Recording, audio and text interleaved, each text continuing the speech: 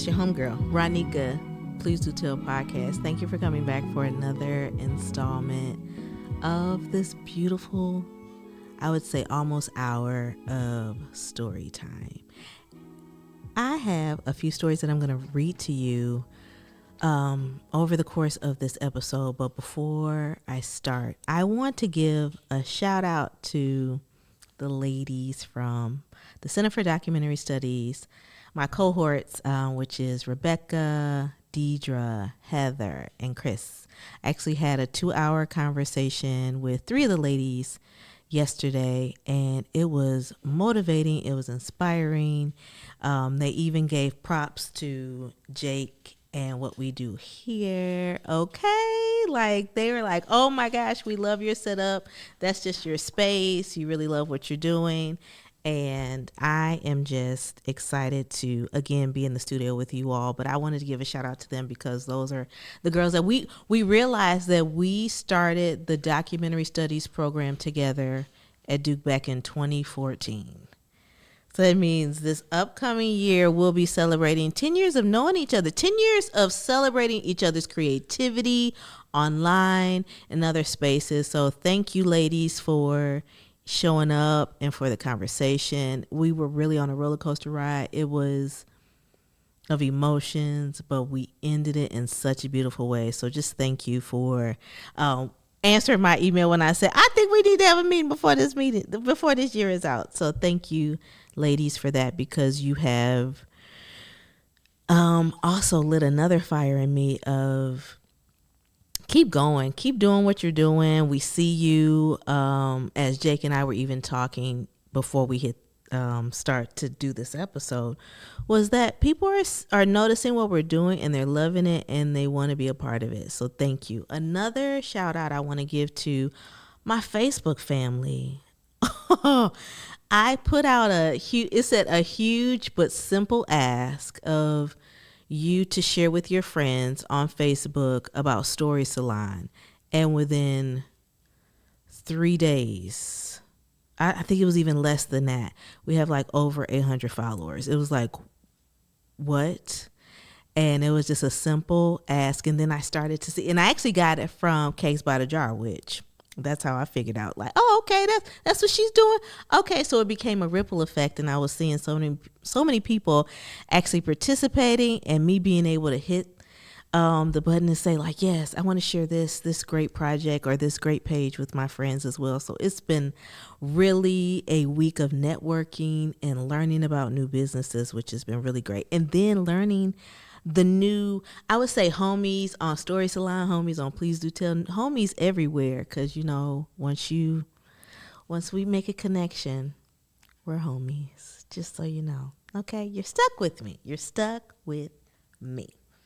So we're going to get into story time right now, but I wanted to kind of preface that with saying that these are stories that are from the blog that I wrote some years ago, but I wanted to tie it into where I am now, because I even looked at the second to last post that I made on my blog versus the previous one before that, and it was a 3-year gap.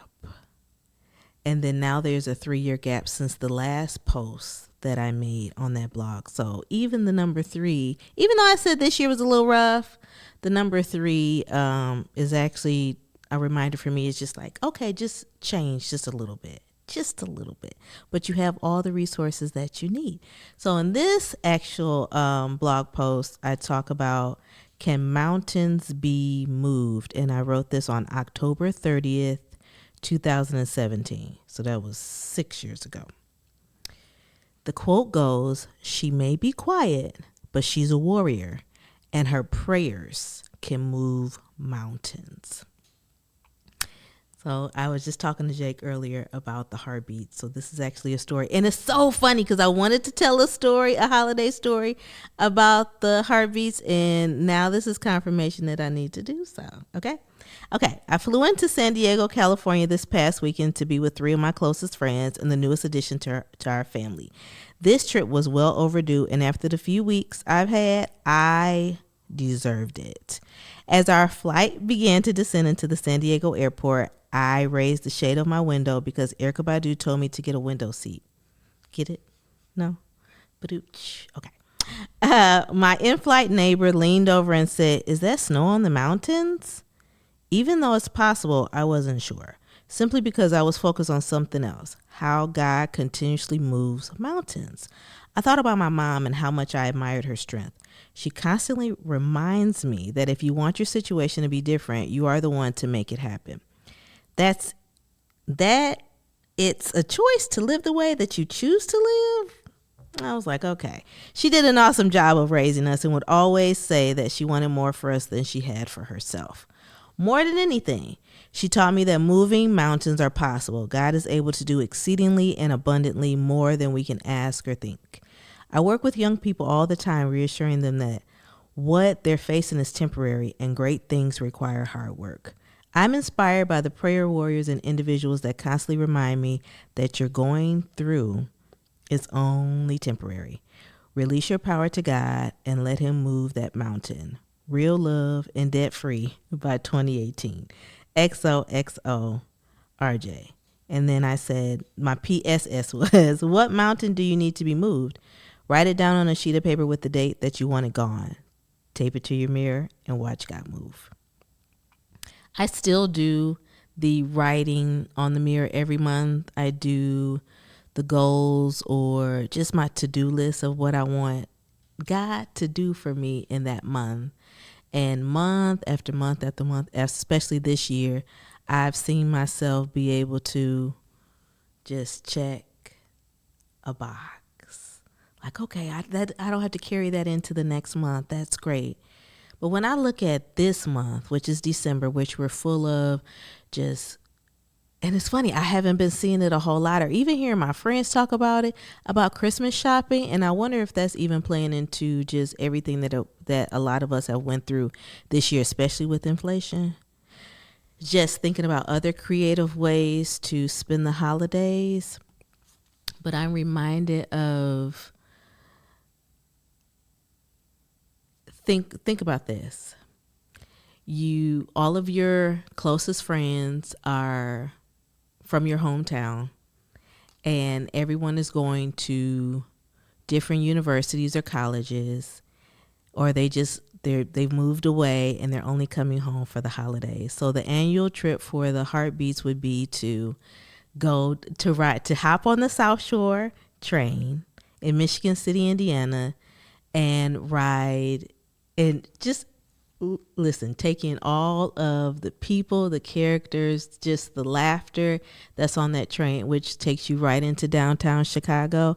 And we would go get popcorn and pizza and just window shop because, we were college students, so we weren't balling out of control or anything like that. We knew how to use our refund checks, and we would do that. That was our annual trip, because everyone was coming home for the holidays. I was and this is why holidays are so, again, if you've watched the last episode, I talked about grieving during the holidays, but today is really friendship and relationships during the holidays. And that honestly just came to me in the spirit. It was like, boop, that's what you're talking about today. I was at a holiday party last weekend, and this conversation has come up quite a bit in my friend circles of how many people admire the friendship that I have with my three closest friends, which are Demita, Chantel, and Alicia. Those are the Heartbeats. Those are my friends since we're ranging from 1st, 7th, and 9th grade, and we just tight like glue. But it's so many people saying that, I don't know what friendship looks like. Do you know how heartbreaking that is to hear? But the other side of that, how beautiful that is that people go back and if the album isn't locked, I'm gonna unlock the album for y'all, because Demita even said, can you please unlock that one album with all the throwback pictures so we can steal from them? Sure, I'll do that. But people that are tagged in certain stuff or remember us from 10 years ago, posting all these holiday photos and pictures and video and audio on social media, and they're just like, wow, I want that.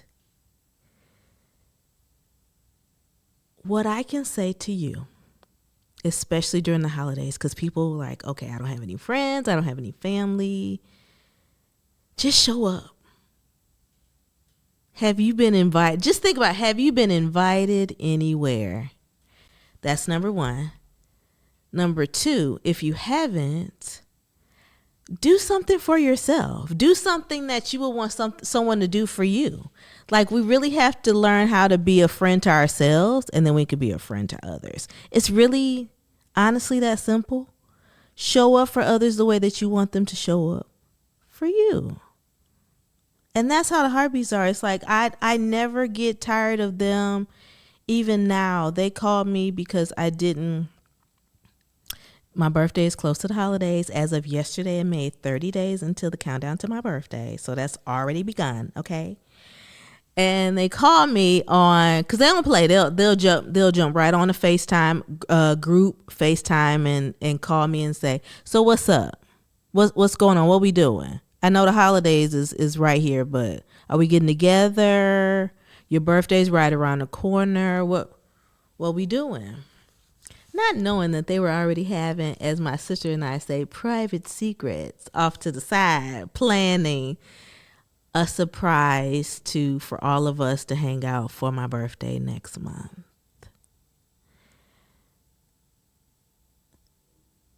When I think of friendships, especially during the holidays, I think about those friends that think about me, the friends that have families of their own.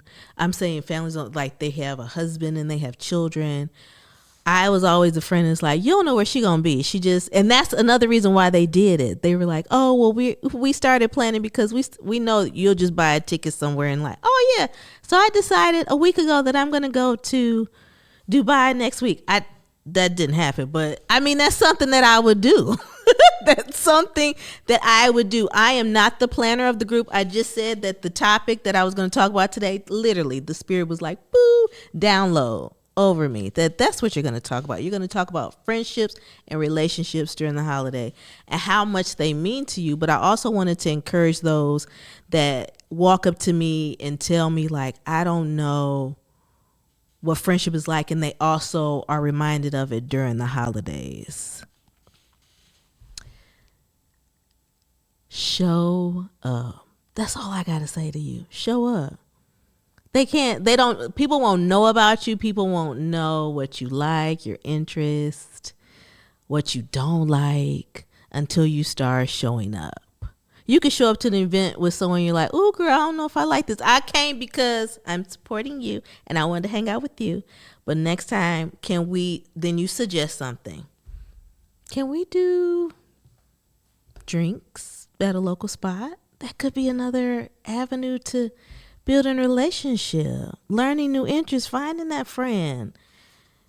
And by all means, when someone in your friend group is winning, you better celebrate it.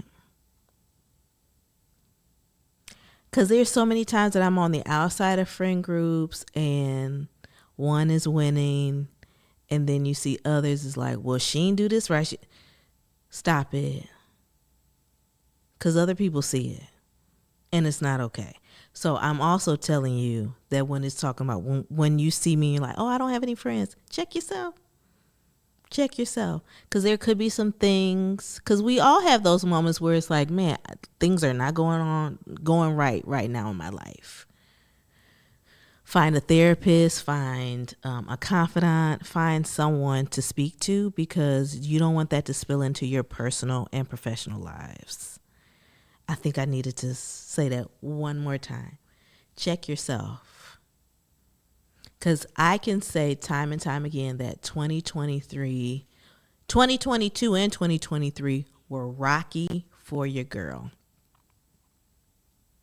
But I thank God for friends and family that constantly show up and say, Okay, what's wrong? I can't help you if I don't know. I want you to be intentional this holiday season about, even if there's a relationship that you want to mend, do it. If there is, and this even happened to me a couple of days ago, if there are some friendships that you need to move on from, you can do it very gracefully.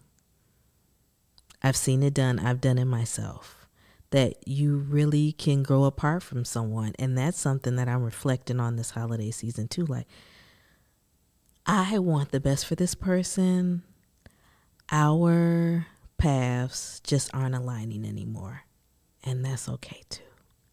That's a part of growth, right? That's what our good girlfriend Kelly says. That's what? Growth. So, this holiday season, be well to yourself. That's probably the best advice that I can give you. We can sit and, even for myself, I know depression was setting in heavy even last year. And thank God for those people in my life that say, I want you to win and I want to be there to support you and to continue to show up. And then I find it in myself to do that for others as well. So you all, I'm going to wrap up this episode of the Please Do Tell podcast. And I'm thinking about moving mountains and what my God can do in 2024 and what he will continue to do moving forward. But I am excited about the new year. I hope that you are too. And I hope that you are not letting your dreams fall by the wayside. I just really hope that you're not. I hope that you're continuing to push forward towards them. And just win in 2024, y'all. Because we, the homies, deserve it. So again, I'm your homegirl, Ronnika. This is the Please Do Tell podcast. We are closing out the year of 2023. And we will see you in 2024.